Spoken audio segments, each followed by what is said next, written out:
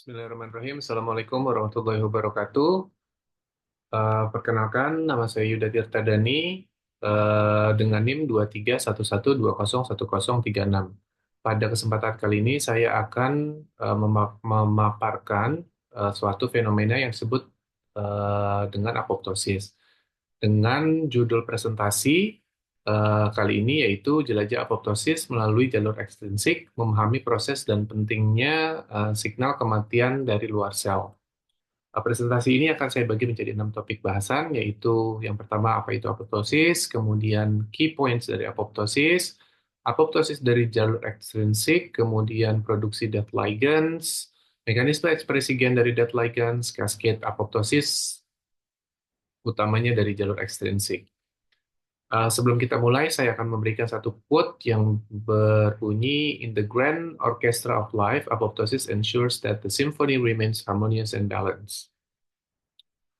Um, Topik pertama yaitu apa itu apoptosis? Apoptosis itu sendiri berasal dari bahasa Yunani yang berarti jauh dari, apo, dan ptosis yang berarti jatuh.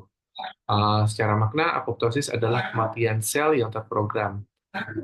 Apoptosis itu sendiri penting untuk satu keadaan yang disebut dengan homeostasis, yang nantinya akan sangat penting untuk perkembangan dan keseimbangan seluler.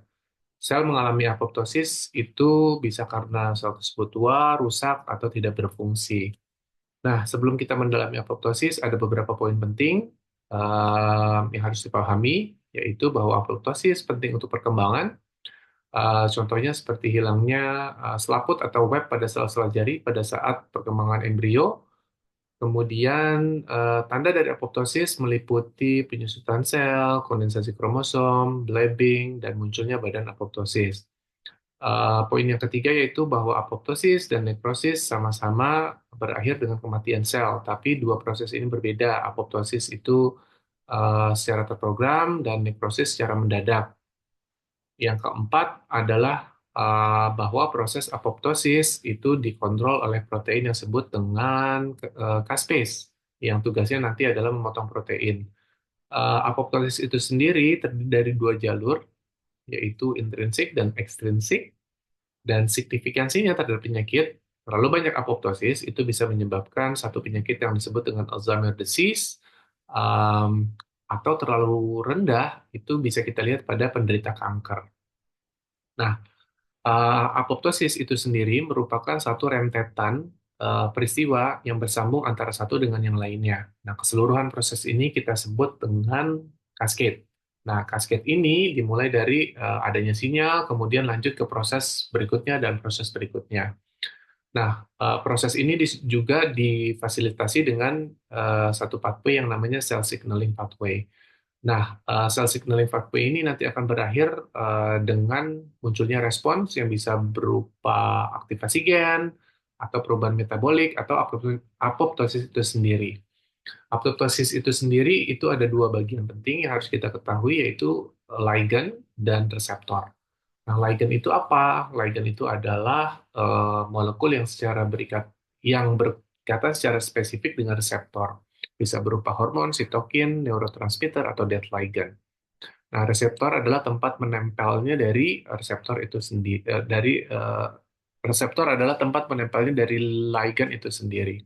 Nah, death ligand itu bisa diproduksi oleh berbagai macam sel, utamanya adalah sel imun seperti CD8+, natural killer, kemudian makrofag, endotel, dan fibroblast. Nah, death ligand yang diproduksi ini nanti akan nempel pada reseptor spesifik seperti CD95, TNFR1, TRAILR1, dan TRAILR2. Nah, mekanisme ekspresi gen terbentuknya dari death ligand itu sendiri diawali dengan adanya signal berupa infeksi atau sitokin inflamasi yang nanti akan memicu proses transkripsi yang dilakukan oleh sel-sel imun tersebut, di mana sel imun tersebut akan memproduksi faktor transkripsi berupa nuklear faktor kappa B, kemudian dan juga AP atau activator protein 1, di mana kedua faktor transkripsi ini bersama dengan RNA polimerase 2 akan menempel pada bagian promotor DNA sel tersebut uh, untuk memulai proses transkripsinya yang nanti akan menghasilkan RNA dead ligand. RNA dead ligand ini kemudian mengalami modifikasi post-transkripsi berupa splicing, capping, dan polytel A yang nanti akan berubah menjadi mature mRNA dead ligand yang lanjut ke proses translasi.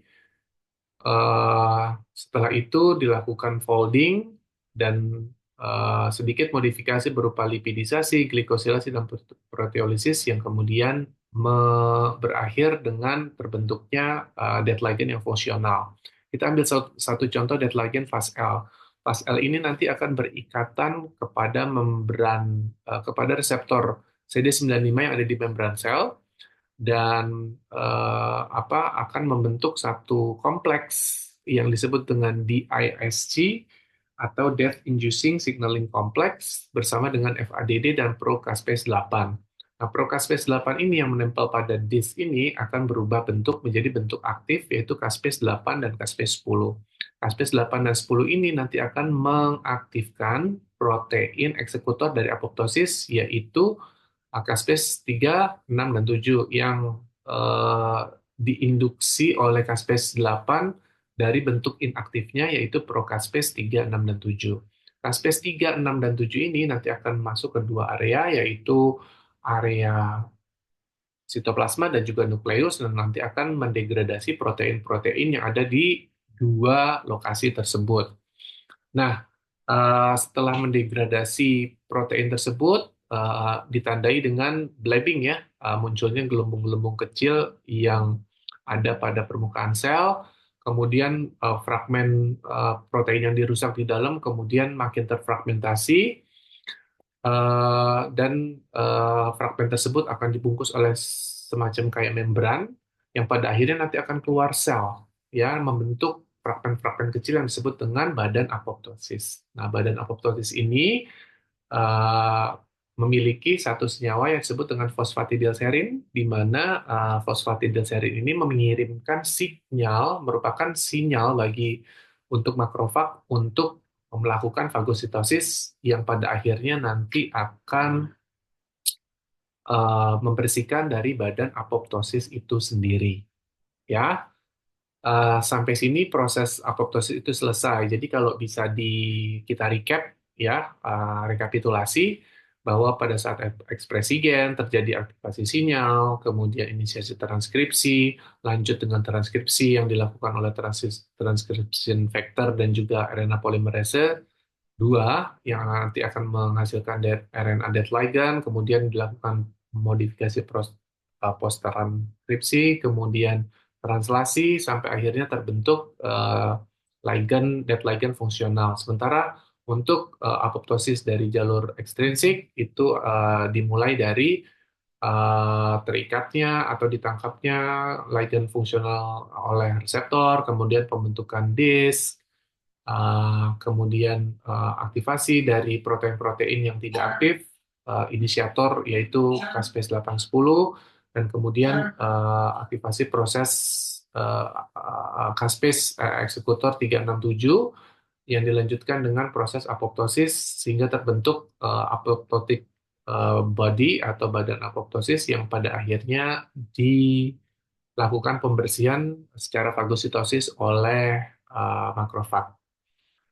Demikian penjelasan singkat mengenai apoptosis, utamanya dari jalur ekstrinsik. Kalau ada salahnya, saya mohon maaf. Saya akhiri. Wabillahi taufik wal hidayah. Wassalamualaikum warahmatullahi wabarakatuh.